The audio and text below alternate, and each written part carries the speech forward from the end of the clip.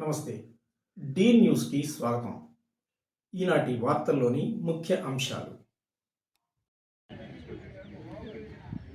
చంద్రబాబు నాయుడు ప్రభుత్వం ముచ్చటగా మూడోసారి ఇటీవల అసెంబ్లీలో బడ్జెట్ ప్రవేశపెట్టింది.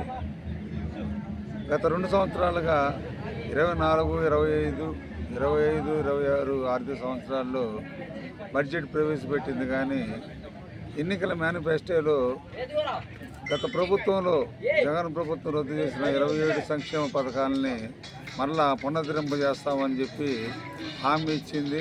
కానీ ఆయన అధికారంలోకి వచ్చిన చంద్రబాబు ప్రభుత్వం మొదటి సంవత్సరం 24, 25వ సంవత్సరంలో ఇటువంటి బడ్జెట్ ఎస్సీ, ఎస్టీ, బీసీ సంక్షేమ పథకాలను ఏమీ పునరుద్ధరించలేదు, ఇటువంటి నిధులు విడుదల చేయలేదు.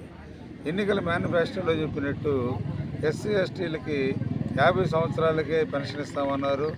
కానీ 2 సంవత్సరాలు గడిచిన ఎస్సీ, ఎస్టీలు ఎవరు కూడా ఒక పెన్షన్ కూడా మంజూరు చేయలేదు. కానీ కొన్ని వృత్తి కులాలకు, అంటే మత్స్యకారులకు, గౌడులకు, అటువంటి ఓట్ బ్యాంక్కి ఇటువంటి కొన్ని కులాలకి ఆ మంత్రుల ప్రభావంతో వాళ్ళకి పెన్షన్లు మంజూరు చేస్తే కానీ భూమి లేని నిరుపేదలైన ఎస్సీ, ఎస్టీలకు మాత్రం ఎవరు కూడా పెన్షన్లు ఇవ్వలేదు.